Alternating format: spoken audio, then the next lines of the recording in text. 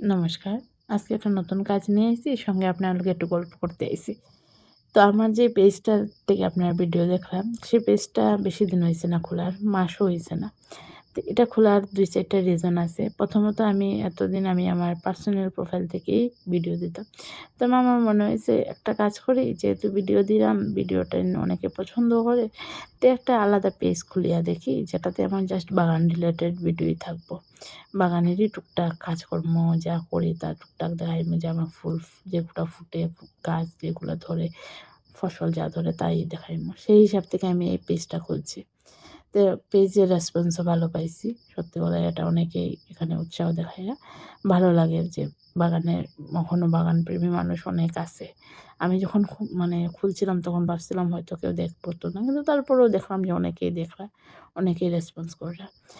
এ এটা আর বাগান করার কারণটাই আজকে আমি আপনার লগে শেয়ার করতে আইছি। তা আমার বাগান আমি ছোটোবেলা থেকে পছন্দ করি। তবে প্রফেশনালি কোনোদিনও বাগান করছি না, কারণ সবসময় কাজকর্ম, ব্যস্ততা এগুলা নিয়েই রইছি। বিয়া হওয়ার পরে আমি ১ম বাগান নিজের হাতে স্টার্ট করছি। এর আগে আমি আমার দাদা, বাবা, বৌদি তারা করতে দেখছি। আমি নিজে কোনোদিনও করাতে গেছি না। হ্যাঁ? তো সেই হিসাবে আমি যে খুব চালু বাগানি তা না। কিন্তু আমি সায়েন্টিফিক ওয়েতেও বাগান তেমন একটা পারি না। আমি আমার মতো করে বাগান করি। আমি শিখি আর। সত্যি কথা বলতে আমিও আপনার কাছ থেকে শিখতাম চাইলাম। কারণ আমিও সবকিছু জানি না। আমি অনেক গাছ ১ম এড করলাম। কারণ মাঝখানে আমি ২ বছর একদমই বাগান করছি না। অ্যা এখন আবার নতুন করে স্টার্ট করছি। অনেক কিছু অ্যাডভান্স এখন টেকনিক আইছে। সেইগুলা শিখতাম চাইলাম।